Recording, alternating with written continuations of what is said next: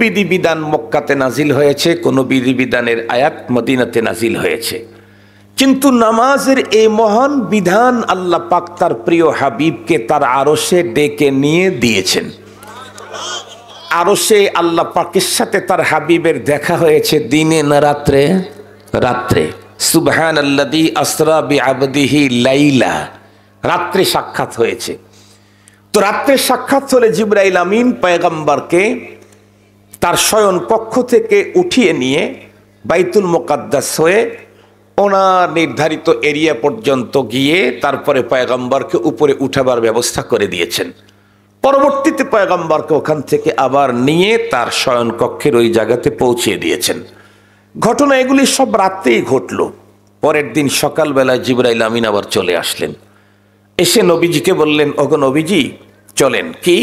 ওই যে রাত্রে আপনাকে যে খোদাই বিধান পেলেন, আপনাকে যে দেওয়া হয়েছে 5 ওয়াক্ত নামাজ, এটা কেমনে পড়বেন, আদায় করবেন, তার প্র্যাকটিক্যাল প্রশিক্ষণ দেওয়ার জন্য রব আমাকে পাঠিয়েছেন। জিবরাইল আমিন আমাদের পয়গম্বরকে সাথে করে 2 দিন 10 ওয়াক্ত নামাজ পড়লেন। জিবরাইল ইমাম, আমাদের নবীজি মুক্তাদি মুসল্লি। 10 ওয়াক্ত নামাজ পড়ালেন জিবরাইল আমিন।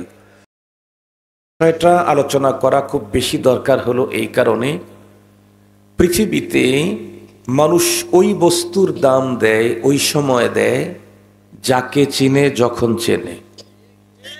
যে চেনে, যারে চেনে না, যে চেনে না, যতক্ষণ চেনে না ততক্ষণ পর্যন্ত ওই জিনিসের মূল্য কেউ দেয় না। কেউ যদি মূল্য না দেয় তাতে সেই জিনিস মূল্যহীন হওয়ার প্রমাণ বহন করে না। কেউ কাউকে মূল্যায়ন করলো না, এইটাই ওই জিনিস মূল্যহীন হওয়ার প্রমাণ বহন করে না। সহজে বুঝবার জন্য একটা মিসাল দিলে খুব ভালো বুঝবেন। আপনার বাড়ির 3 বছরের এক শিশুকে যদি রেখে দেন এক জায়গায়, আর ওর পাশে যদি 3টা জিনিস রেখে দেন, একটা জায়গায় 2টা চিপসের প্যাকেট রাখলেন, আর একটা জায়গায় 2টা গোল্ডের টুকরা রাখলেন, ওর পাশে আর এক জায়গায় ডায়মন্ডের 2টা টুকরা রাখলেন। এখন মাঝখানে যদি বাচ্চাটাকে ছেড়ে দেন, বলেন তো দেখি বাচ্চা কোনটা নিবে? চিপস নিবে, নিশ্চিত নিশ্চিত চিপস নিবে। এই বাচ্চা চিপসকে চয়েস করার কারণে গোল্ড আর ডায়মন্ডের চাইতে কি চিপসের দাম বেড়ে গেল? না। এই বাচ্চা যে চিপস নিয়েছে তার কারণ ও ডায়মন্ডের মূল্যই জানে না, ও গোল্ডের দামই জানে না, গোল্ড কি জিনিস এটা ও বুঝেই না। এই কারণে গোল্ডের মতো ডায়মন্ডের মতো মহামূল্যবান জিনিস থাকতে ও চিপস নিয়ে কাড়াকাড়ি করবে। ওর হাত থেকে যদি চিপস আপনি টেনে নিয়ে সরায় দেন তাহলে ও কান্না করবে। ওকে যদি ডায়মন্ডের টুকরা দেন ও বাম পা দিয়ে লাথি দিয়ে ফেলে দিবে। তো কোনো মানুষ যেমন কোনো জিনিসকে অবজ্ঞা করলে সেটা মূল্যহীন হওয়ার প্রমাণ নয়। মুহতারাম হাজিরিন, বরং মূল্যায়ন করতে চাইলে মূল্য জানতে হবে। তো যে লোক মূল্যই জানে না সে আবার মূল্যায়ন করবে কি কচু? আমাদের দেশে বর্তমানে দেখতেছি কিছু মুসলিম মুমিন নিজেদেরকে মুমিন মুসলিম বলছে, আবার কেউ কেউ নিজেদেরকে দিনদারও দাবি করছে, কিন্তু তাদের অন্তরে উলামায়ে কেরামের প্রতি বিদ্বেষীপূর্ণ মনোভাব তুঙ্গে চলতেছে। এটা যে একজন মুসলমানের জন্য কত বড় সঙ্গীন, কত বড় ভয়ঙ্কর, এই বিষয়টাও সহজে বুঝে আসবে উলামায়ে কেরামের মাকামটা জানতে পারলেই। মুহতারাম হাজিরিন, এ কারণে আমি আপনাদেরকে বিষয়টা সুন্দর করে বুঝবার জন্য ছোট্ট একটা ভূমিকা আপনাদের খেদমতে পেশ করতে হবে। আমরা প্রত্যেকেই জানি এই পৃথিবীতে আল্লাহ পাক রব্বুল আলামিন মানুষকে পাঠিয়েছেন, এটাও জানি লম্বা টাইম দেন নাই, শর্ট টাইম। এরপরে আমরা প্রত্যেকেই চলে যাব কোথায়? পরপারে। সেই জীবনে সুখও আছে, দুঃখও আছে। এ পৃথিবীর কোনো একজন মানুষ এহকালীন শান্তি আর পরকালীন মুক্তি যদি কেউ নিশ্চিত করতে চায়, তাহলে আল্লাহ পাক রব্বুল আলামিন তাদের এহকালীন শান্তি আর পরপারের মুক্তি নিশ্চিত করবার জন্য 2টা ধারা দুনিয়াতে চালু রেখেছিলেন। 2টা ধারা। একটা হলো রব্বুল আলামিন তার পক্ষ থেকে গাইড পাঠাতেন, গাইড। আর একটা হলো সেই গাইডের প্র্যাকটিক্যাল প্রশিক্ষক পাঠাতেন। আল্লাহ পাকের পক্ষ থেকে নাজিল করা গাইড, তার পক্ষ থেকে সিলেক্টেড প্রশিক্ষকের মাধ্যমেই প্রশিক্ষণ নিয়ে এই গাইডগুলি এহকালীন জীবনে যেই মানুষগুলি বাস্তবায়ন করতে পারবে তার জন্য এহকালীন শান্তি, পরকালীন মুক্তি নিশ্চিত। মিয়া মিয়া ওয়াজিয়াদা, ওভার 100, ওভার 100। মুহতারাম হাজরিন, রব্বুল আলামিনের পক্ষ থেকে যে গাইড পাঠাতেন সেই গাইডকে বলা হয় কিতাবুল্লাহ। আর তার পক্ষ থেকে যে প্র্যাকটিক্যাল প্রশিক্ষক পাঠাইতেন তাকে বলা হয় রিজালুল্লাহ, নবী এবং রসুল। টোটাল আল্লাহ পাক এই পৃথিবীর মানুষের এহকালীন শান্তি, পরকালীন মুক্তির জন্য গাইড পাঠিয়েছেন 104। কিন্তু এই 104খানা কিতাবের প্র্যাকটিক্যাল প্রশিক্ষণ দেওয়ার জন্য প্রশিক্ষক পাঠিয়েছেন 1.25 লাখের অধিক। 1.25 লাখের অধিক। গভীরভাবে বিষয়টা একটু ভাববেন। নাম্বার 1, এহকালীন শান্তি আর পরকালীন মুক্তি মানুষের নিশ্চিত করবার জন্য রব্বে কারিমের গাইডকে অবশ্যই মানতে হবে, বিকল্প কোনো পথ নাই। কিন্তু সেই গাইডকে মানবে কেমনে? এর জন্য আল্লাহ পাকের পক্ষ থেকে প্রেরিত প্রশিক্ষকের প্রশিক্ষণ নিয়েই মানতে হবে, এটারও বিকল্প কোনো পথ নাই। কোনো মানুষ নিজে নিজে আসমানি গাইড, ভাষার পণ্ডিত্যের কারণে তার ভাষার উপরে প্রচুর পাণ্ডিত্য আছে, সেই দিক থেকে সে নিজে নিজে আসমানি গাইডগুলি পড়ে পড়ে পথ বের করবে না। ও নিজে গোমরা হবে, একটা জাতিকে গোমরা বানানোর ইমাম হয়ে যাবে। ও নিজে গোমরা হবে আর গোমরাদের কি হবে? ইমাম হবে। মুহতারাম হাজিরিন, সহজে বুঝবার জন্য বলি, সর্বশেষ গাইড আমাদের কাছে যেটা এসেছে সেটা হলো কোরআনুল কারীম। আর এই গাইডের প্র্যাকটিক্যাল প্রশিক্ষক হলেন মুহাম্মদুর রাসূলুল্লাহ সাল্লাল্লাহু আলাইহি ওয়াসাল্লাম। আমি হুজুর যেহেতু খানিকটা জিম্মাদারি দিয়ে গেছেন, এজন্য কিঞ্চিত 100 পরিমাণ জিম্মাদারি পালন করি। হুজুর রজব মাসে নামাজের কথা বলছিলেন না, এই 100 জিম্মাদারি পালন করি। হুজুর বলেছেন যে আল্লাহ পাক বিভিন্ন বিধিবিধান দিয়েছেন। কোন বিধিবিধান মক্কাতে নাজিল হয়েছে, কোন বিধিবিধানের আয়াত মদিনাতে নাজিল হয়েছে। কিন্তু নামাজের এই মহান বিধান আল্লাহ পাক তার প্রিয় হাবিবকে তার আরশে ডেকে নিয়ে দিয়েছেন। আরশে আল্লাহ পাকের সাথে তার হাবিবের দেখা হয়েছে দিনে না রাত্রে? রাত্রে। সুবহানাল্লাযী আসরা বিআবদিহি লাইলা, রাত্রে সাক্ষাৎ হয়েছে। তো রাত্রে সাক্ষাৎ হলে জিবরাইল আমিন পয়গম্বরকে তার শয়ন কক্ষ থেকে উঠিয়ে নিয়ে বাইতুল মুকাদ্দাস হয়ে ওনার নির্ধারিত এরিয়া পর্যন্ত গিয়ে তারপরে পয়গম্বরকে উপরে উঠাবার ব্যবস্থা করে দিয়েছেন।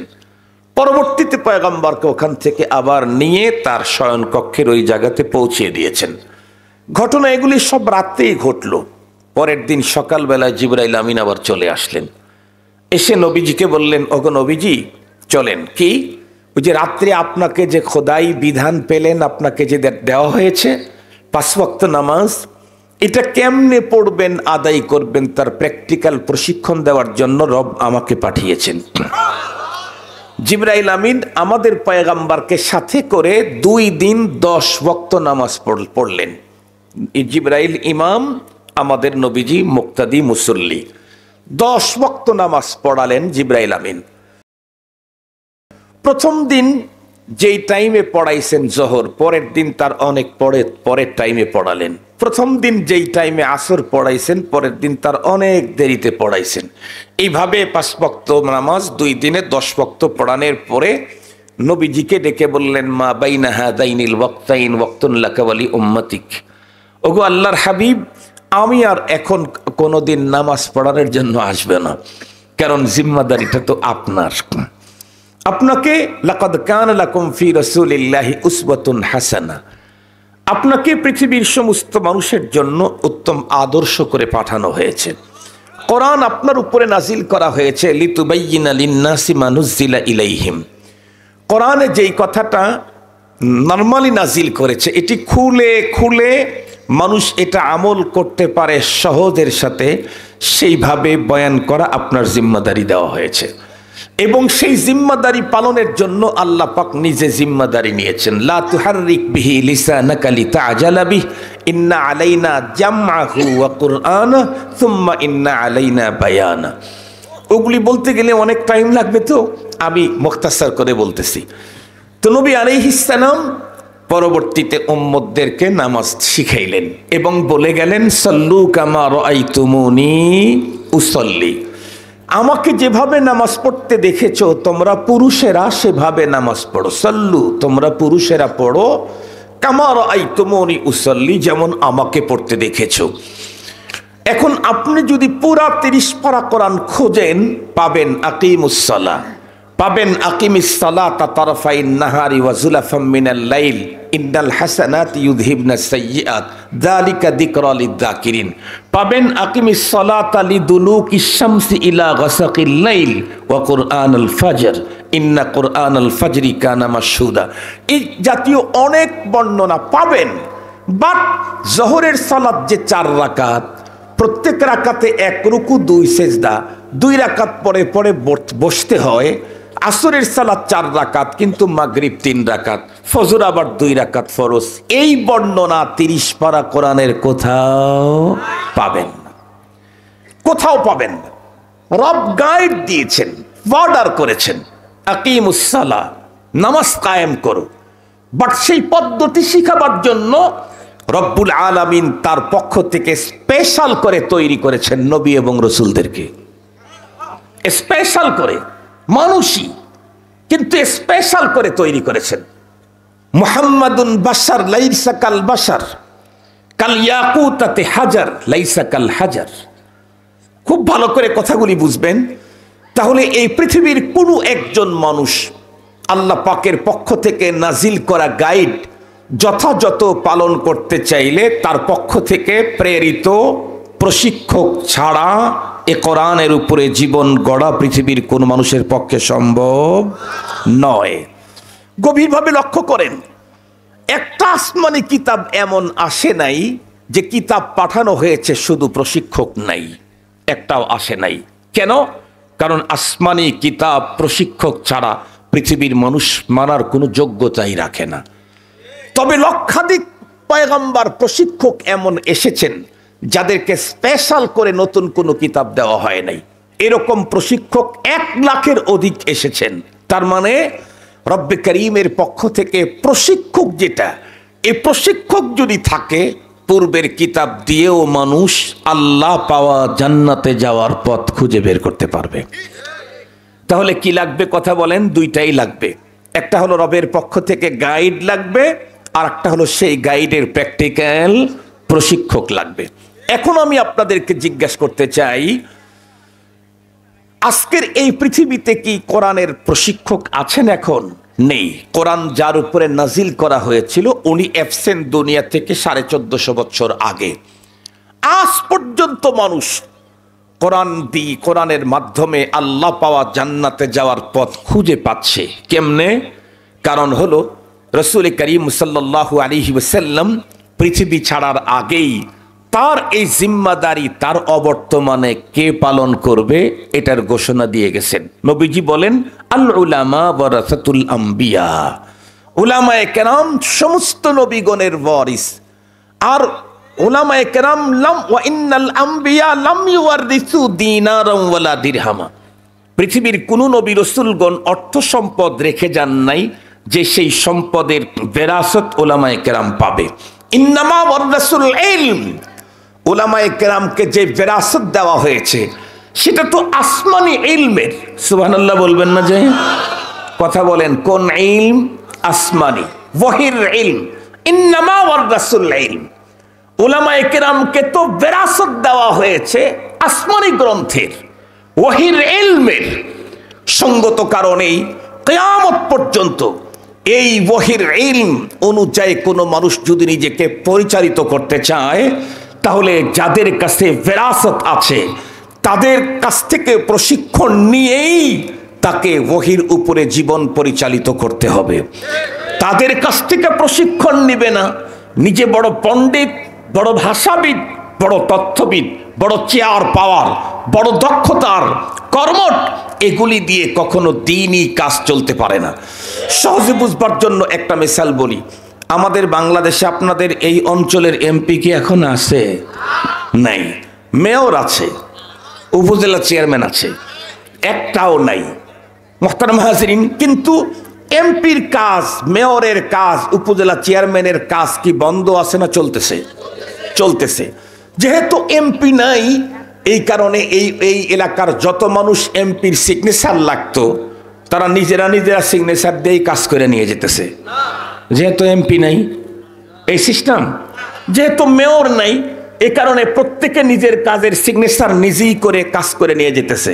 এই সিস্টেম কি না? এমপি নাই, মেয়র নাই, উপজেলা চেয়ারম্যান নাই, গভর্নমেন্ট, অন্তর্বর্তীকালীন গভর্নমেন্ট আছে। এই গভর্নমেন্ট তাদের না থাকার কারণে তাদের দায়িত্ব পালনের জন্য কাউকে অনুমোদন দিয়েছে। যাকে অনুমোদন দিয়েছে সেই লোক যোগ্য হোক আর অযোগ্য হোক, গভর্নমেন্টের অনুমোদনের কারণে তার সিগনেচারেই সব কাজ হবে। আপনি যত বড় আসমান ছোঁয়া যোগ্য হন, আপনার 1 কোটি সিগনেচারে এক বস্তা বালুর কাজও হবে না। কথা আপনাদের কি বুঝে আসছে কথা না? গভর্নমেন্ট যাকে দিয়েছে নিয়োগ, সে সিগনেচার করলে এমপির কাজ হয়ে যাবে, সে সিগনেচার করলেই মেয়রের কাজ হবে, তার সিগনেচারেই উপজেলা চেয়ারম্যানের কাজ হবে। সে যোগ্য না অযোগ্য সেটা দেখার সুযোগ নেই। গভর্নমেন্ট তাকেই অনুমোদন দিয়েছে। গভর্নমেন্ট যদি কাউকে অনুমোদন দেয়, সে ছোট হোক আর বড় হোক, এদেশের রাষ্ট্রীয় কোনো কাজ করতে চাইলে তার সিগনেচার ছাড়া যেমন হয় না, মুহাম্মদুর রাসূলুল্লাহ উলামায়ে কেরামকে অনুমোদন দিয়ে গেছেন, তাদের সিদ্ধান্ত ছাড়া ধর্মের কোনো কাজ চলতে পারে না। আপনি নিজে পণ্ডিতি করবেন, নো রাইটস। আপনি নিজে পণ্ডিত করবেন, নো, এই পারমিশন আপনার নাই, এই অনুমোদন আপনার নাই। এটা আপনার জন্য কখনোই কল্যাণকর হবে না। মুহতারাম হাজিরিন, সেই উলামায়ে কেরাম যাদেরকে আল্লাহ পাকের রাসূল ঘোষণা দিলেন নবীদের ওয়ারিস, ঘোষণা নবী দিলেও ঘোষণা দেওয়াইছেন কেডা? আল্লাহ পাক নিজেই বলেন, ওয়ামা ইয়ানতিকু আনিল হাওয়া ইন হুয়া ইল্লা ওয়াহয়ুন ইউহা। নবীজি বলেন, কিন্তু বলান কে? বলেছেন নবীজি, বলাইছেন কে? এই কথা কি নবীজি বলছেন না আল্লাহ নিজেই বলেছেন? আল্লাহ নিজেই বলেছেন, মা ইয়ানতিকু আনিল হাওয়া। আমার রাসূল নিজের পক্ষ থেকে বলেন না, যেটা বলেন ইন হুয়া ইল্লা ওয়াহয়ুন, যা বলেন সেটা হলো আমার ওয়াহি। এ কারণেই তো ইমাম বুখারী রাহমাতুল্লাহি আলাইহি বুখারী শরীফ হাদিসের কিতাব লিখতে গিয়া প্রথম পরিচ্ছেদ কায়েম করছেন বাবুন কাইফা কানা বাদুল ওয়াহি। প্রথম পরিচ্ছেদ কায়েম করছেন ওয়াহি সংক্রান্ত আলোচনা। কিতাবটা হাদিসের, ওহির সাথে কি সম্পর্ক? কারণ হলো যে হাদিস ও ওয়াহি, কথা বলেন, হাদিস যে ওয়াহি, এ কথা স্বয়ং রব্বুল আলামিন কোরআন শরীফের ভিতরে ঘোষণা করেছেন। তো এবার আসেন মুহতারাম হাজিরিন, তো উলামায়ে কেরামের মাকাম কত উঁচায়। নবীর যুগে নবীজিকে বাইপাস করে, মাইনাস করে, শুধুই আসমানি গ্রন্থ দিয়ে কেউ যেমন আল্লাহ পায় নাই, জান্নাতে যায় নাই, নবীর অবর্তমানে ওয়ারাসাতুল আম্বিয়ার যুগে ওয়ারাসাতুল আম্বিয়া নায়েবে নবীদেরকে বাইপাস করে, মাইনাস করে, শুধু কোরআন হাদিস নিজের পণ্ডিতি দিয়ে বুঝে কেউ আল্লাহ পেতে পারে না, জান্নাতে যেতে পারে না। উলামায়ে কেরামের মাকাম, আপনি কাকে অবজ্ঞা করছেন? কারে আপনি কারে অবজ্ঞা করছেন? আপনি চিনেন তারে? আপনি তার মাকাম জানেন, বুঝেন? ভালো করে শুনেন, আল্লাহর কোরআন থেকেই বলছি। আল্লাহ তাআলা বলেন, ইয়ারফাইল্লাহুল্লাযীনা আমানু মিনকুম ওয়াল্লাযীনা উতুল ইলমা দারাজাত। কোরআন শরীফের আয়াত তো নাকি বলেন? কোরআন শরীফের আয়াত না? আল্লাহ পাক বলেন, এই পৃথিবীতে যত মানুষ আছে, সমস্ত মানুষের মধ্যে মর্যাদায় উত্তীর্ণ হলো যারা ঈমানদার তারা। আজকের পৃথিবীতে মানুষের সংখ্যা 806 কোটি। এই 806 কোটি মানুষের মধ্যে 1/4%, এক চতুর্থাংশ হলো মুসলমান। আল্লাহ পাক বলেন সমস্ত মানুষের মধ্যে মর্যাদায় উত্তীর্ণ কারা? মুমিন যারা তারা। তবে সাথে সাথে আর একটা ঘোষণা দেন, এই মুমিন, তোমাদের মধ্যে আবার কিছু ভিআইপি আছে। ভিআইপি কারা? আল্লাহ বলেন ওয়াল্লাযীনা উতুল ইলম, যাদেরকে ইলম দেওয়া হয়েছে, ঈমান তো আছেই আবার ইলমও পেয়েছে। আল্লাহ পাক বলেন মুমিনের উপরে ইলমওয়ালার মাকাম অনেক স্তর উপরে। কতগুলি স্তর উপরে? রাসের ইসফি ইলমি তাফসীর ইবনে আব্বাস রাদিয়াল্লাহু তাআলা আনহু বলেন 700 দারাজাত, 700 স্তর উপরে একজন মুমিনের চাইতে একজন আলেমের মাকাম। কয়শো স্তর? একটা স্তর কতটুকু উঁচা? আমরা যে যখন ওই যে উপর তলায় উঠি, সিঁড়ি যেমন 6 ইঞ্চি উঁচা উঁচা, এই এতটুকু উঁচা, এরকম 700 দরজাত। হযরত ইবনে আব্বাস রাদিয়াল্লাহু তাআলা বর্ণনা করেন এক একটা দরজা হলো 100 বছরের রাস্তা। একটা দরজা এরকম কয়টা দরজা? 700 দরজা উঁচা হলো একজন আলেমের অবস্থান একজন ইমানদারের উপরে। আলেমকে আল্লাহ তাআলা কোথায় তাকে স্থান দিয়েছেন এটা বুঝবার জন্য কোরআন শরীফের আর একটা আয়াতই যথেষ্ট। আর আয়াত বলতে হবে না, বহু আয়াত আছে। আল্লাহ তাআলা বলেন শাহিদাল্লাহু আন্নাহু লা ইলাহা ইল্লাহু ওয়াল মালাইকা ওয়া উলুল ইলমি কাইমান বিল কিসতি লা ইলাহা ইল্লাহু আল আজিজুল হাকীম। এইখানে আল্লাহ তাআলা একটা বিষয়ে আল্লাহর নিজের জবানে 3টা সাক্ষীর কথা উল্লেখ করেছেন। কয়টা বিষয়? একটা বিষয়। সাক্ষী কয়টা? 3টা। কোন বিষয়ের 3টা সাক্ষী? আল্লাহ। তাহলে তো বলতেই হবে তামাম পৃথিবীর মানুষের মুক্তির মূল মন্ত্র যেটা, তামাম পৃথিবীর মানুষের মুক্তির মূল মন্ত্র যেটা, সেটা হলো তাওহীদ। কথা বলেন, তার নাম কি? একত্ববাদ। আল্লাহ পাকের একত্ববাদ। এই একত্ববাদ ছাড়া পৃথিবীর কোনো মানুষের মুক্তি সম্ভব নয়। পৃথিবীর যে কোনো মানুষ মুক্তি পেতে চাইলে তাকে তাওহীদবাদী হতে হবে, একত্ববাদের বিশ্বাসী হতে হবে। রব যে একজন, কুল হুয়াল্লাহু আহাদ, রব যে একজন, লা ইলাহা ইল্লাহু, নেই কোনো মাবুদ, শুধুই একমাত্র উনি। এই কথার সাক্ষী আল্লাহ কোরআনে হাকিমে 3টার কথা বর্ণনা করেছেন। রব্বুল আলামিনের তাওহীদের সাক্ষী, তার মধ্যে নাম্বার 1 শাহিদাল্লাহ, আল্লাহ নিজেই তার ওয়াহদানিয়তের সাক্ষী। আল্লাহ পাক নিজেই তার তাওহীদের সাক্ষী। আল্লাহ পাক নিজেই, উনি যে একক লা সানি, এ কথার প্রথম সাক্ষী কে? আবার বলেন কে? দ্বিতীয় নম্বরে সাক্ষী হলো ওয়াল মালাইকা, সমস্ত ফেরেশতাকুল। আল্লাহ পাক যে এক, আল্লাহর তাওহীদের দ্বিতীয় সাক্ষী হলো ফেরেশতা। এ কারণেই তো মিলিয়ন মিলিয়ন ফেরেশতা আছে। একজন ফেরেশতা আপনি দেখবেন না যে আল্লাহ অস্বীকার করে অথবা আল্লাহ পাকের কোনো হুকুমকে একটু হলে লঙ্ঘন করে, নেই। আল্লাহর কোরআনে আল্লাহ ফেরেশতাদের গুণ বর্ণনা করতে গিয়ে বলেন লা ইয়াসুনাল্লাহা মা আমারাহুম ওয়া ইয়াফআলুনা মা ইউমারুন। ফেরেশতা হলো রব যা বলেন তাই তারা করেন। ভয়ঙ্কর কোন শাস্তি দানে যদি কাউকে অর্ডার করেন তাহলে সেই জায়গায় তারা অ্যাক্টিভ। আলাইহা মালাইকাতুন গিলাদুন শিদাদুন লা ইয়াসুনাল্লাহা মা আমারাহুম ওয়া ইয়াফআলুনা মা ইউমারুন। কাউকে যদি অস্বাভাবিক দয়া করার জন্য বলেন সেখানেও মিয়া মিয়া অ্যাক্টিভ। মুহতারাম হাজিরিন, তো আল্লাহ পাকের তাওহীদের সাক্ষী 1 নাম্বার আল্লাহ, 2 নাম্বার ফেরেশতাকুল, 3 নাম্বার ওয়া উলুল ইলমি। আল্লাহু আকবার বলবেন কি একটু? আল্লাহর একত্ববাদের সাক্ষী আল্লাহ নিজে বর্ণনা করলেন 3 জন। একজন আল্লাহ, দ্বিতীয় নাম্বার ফেরেশতাকুল, 3 নাম্বার উলামায়ে কেরাম। এখন আপনারা বলেন আল্লাহ যাদেরকে নিজের তাওহীদের সাক্ষী হওয়ার ঘোষণা দিলেন তাদেরকে বাদ দিয়ে ওই আল্লাহর সাথে সম্পর্ক করবার রাস্তা আর কোথায় পাবে? বুঝেন নাই আমার কথা?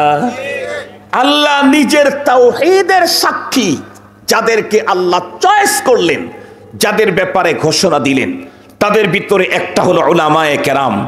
সেই আলেমদেরকে বাইপাস করে, মাইনাস করে কার জান্নাতে যাবেন, কাকে আপন করবেন?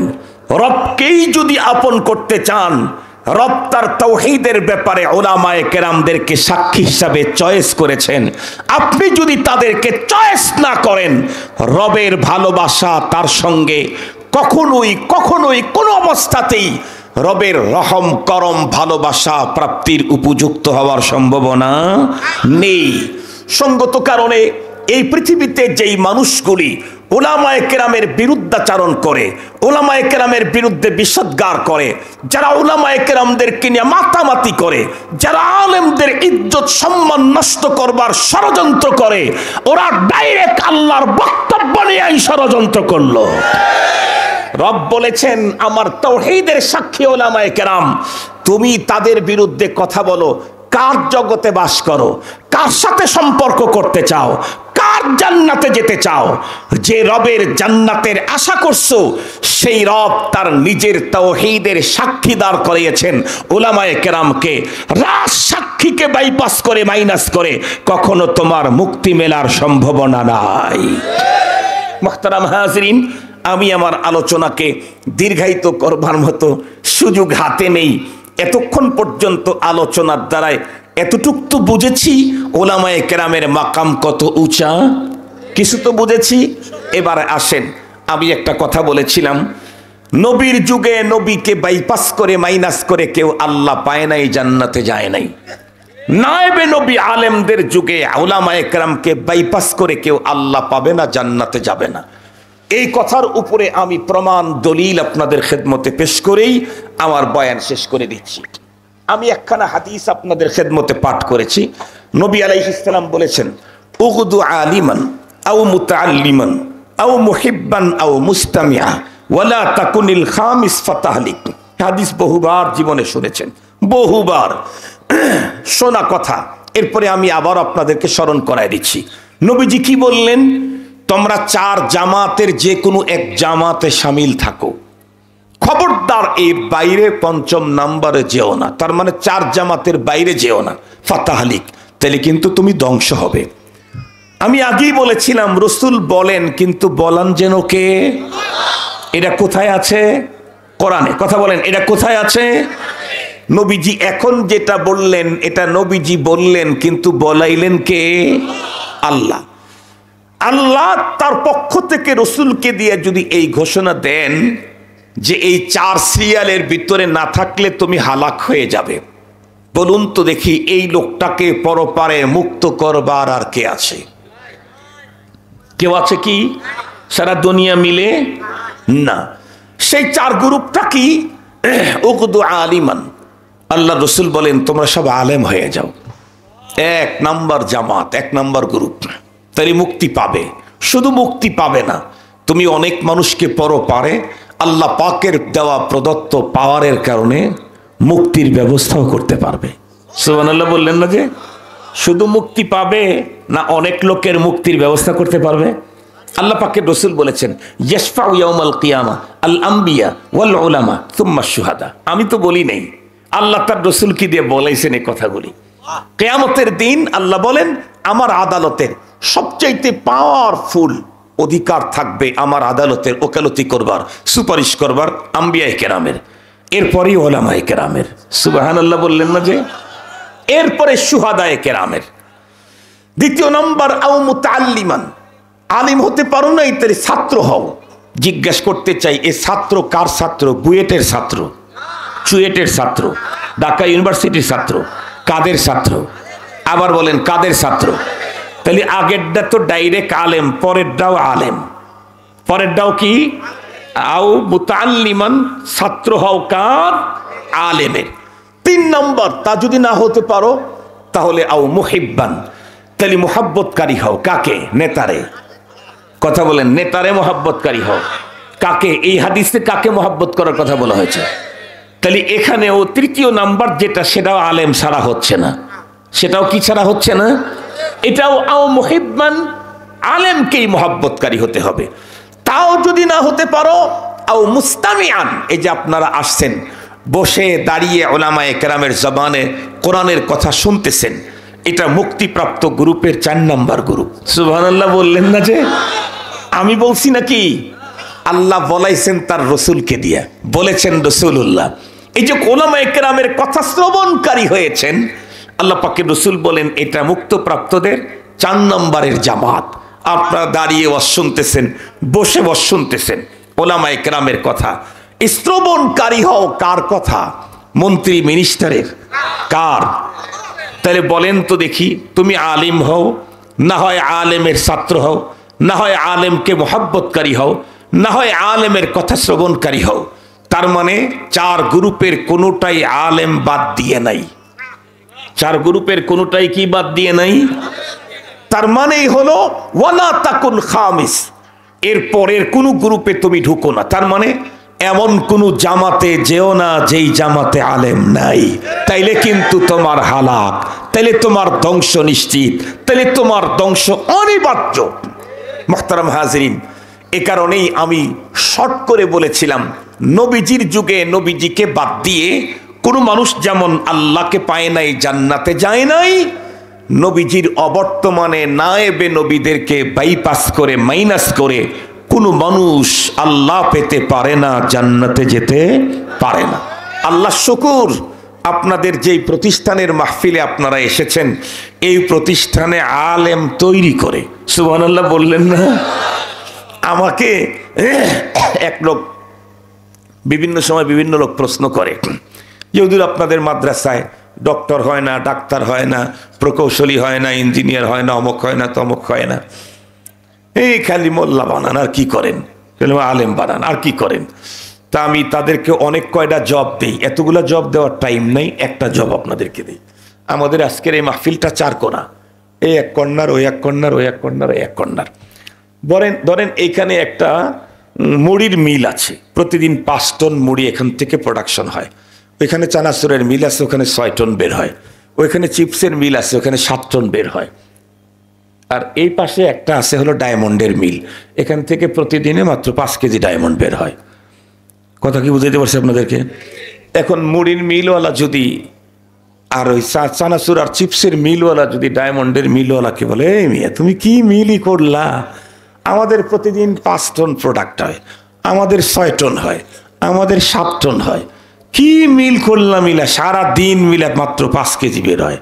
এই কথা যদি কেউ বলে, তাহলে সেই মিলওয়ালাদেরকে সুস্থ বলবেন না পাগল বলবেন? নর্মাল পাগল না সিরিয়াস পাগল? নর্মাল পাগল না সিরিয়াস পাগল? কেন?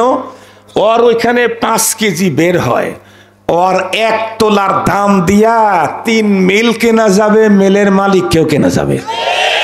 ঠিক বললো না? ঠিক বললো? বের হয় কয় কেজি? 5 কেজি। ওর 1 তোলার দাম দিয়ে এই 3 মিলের যে প্রোডাক্ট মিল আছে, মিলও কেনা যাবে, মিলের মালিকরেও কেনা যাবে। তো যার 1 তোলা দিয়ে তোদের 3 জনকে কেনা যাবে, সেই 3 জন এসে যার কাছে ওই রকমের 5 কেজি বের হয়, তার সামনে ভাব দেখানো যেমন সিরিয়াস পাগলামি, কওমি মাদ্রাসার উপরে অন্য কোনো প্রতিষ্ঠান করে ভাব দেখানো এর চাইতে বড় সিরিয়াস পাগলামি। এই জন্য আমি বলি যে আপনাদের ওখান থেকে ডাক্তার বের হয়, ইঞ্জিনিয়ার বের হয়, প্রকৌশলী বের হয়, ডক্টর বের হয়, ব্রিগেডিয়ার, লেফটেন্যান্ট, কর্নেল, জেনারেল, অমক তমক, ওসি, ডিসি, এসপি, 3 দিন পর্যন্ত কইলাম, সব বের হয়। কিন্তু আমাদের এখান থেকে কি বের হয়? নায়েবে নবী বের হয়। কথা বলেন, আমাদের এখান থেকে কি বের হয়? সারা দুনিয়ায় আর একটা জায়গা দেখা, আর একটা জায়গা দেখা যেখানে নায়েবে নবী বের হয়, নায়েবে নবী তৈরি হয়। আল্লাহ তাআলা আমাদের সকলকে আলোচিত কথা বুঝবার তৌফিক দান করুক। আখিরু দাওয়ানা আলহামদুলিল্লাহি রাব্বিল আলামিন। আসসালামু আলাইকুম ওয়া রাহমাতুল্লাহ।